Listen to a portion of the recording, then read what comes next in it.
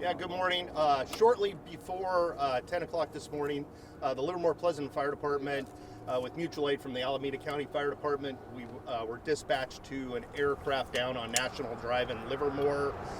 Our initial responding units came to the PG&E training facility here on National Drive in Livermore, and we did find that there was a helicopter down in the facility.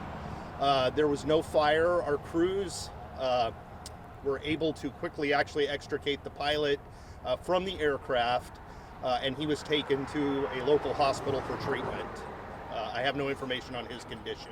Do you know early on, did the helicopter clip a power line, it appears? I have no knowledge of that. The NTSB is en route for investigationary purposes. The injuries about the two people? We had one, the pilot, who was extricated and taken to a trauma center. The other person that was involved was operating outside of the aircraft, and they were actually ambulatory and walking at the scene, although we transported them for evaluation as well. Were they conscious, both of them at the time? Both were conscious. In this scenario, it's been described as one person hangs off the line and they do exercises and practice. Is that what you've been told? I don't know what the operation was. We do know that one person was operating outside of the aircraft. To your knowledge, was this routine training exercise, and were there any conditions that may have complicated it today, weather-wise? I'm not sure the conditions of the training. They do all manner of training at this facility, so they do line training and underground training as well. It's a comprehensive facility. They've had the fire department out here to teach us about safety as well. They're a very well-run facility. Any chance that maybe weather, as in wind, may have contributed to the... I have no knowledge. The NTSB will investigate, and they'll be the agency that will have all that information once they're done. Can you describe the condition of the helicopter? The helicopter was intact, but it did sustain severe damage.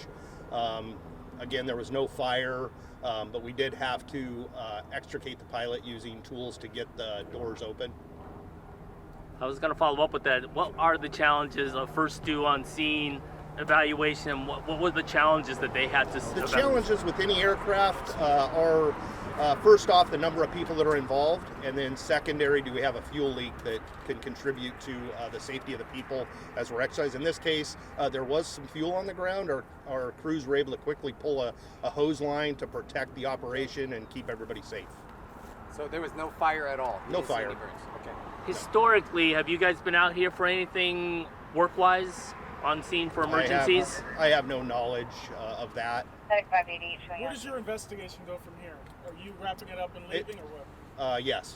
It's turned over to the police department because it's basically a scene that they have to determine if there was any culpability, and then the NTSB is ultimately the ultimate investigating authority because it was an aircraft accident. Could you give us your name and spell it again? Yeah, I'm Jim Artman, A-R-T-M-A-N, and I'm a battalion chief with Livermore-Pleasanton Fire Department. And our response consisted of 3 engines, 2 trucks, and 3 chiefs who came out, as well as Falk ambulances who transported the patient to the hospital. And it was the pilot that had to be extricated, right? It was the pilot, obviously, that had to be extricated. Yes. I know we're still expecting a lengthy investigation following this, but is there any preliminary thing that stood out to you about what may have possibly happened? I would have no knowledge of that at all.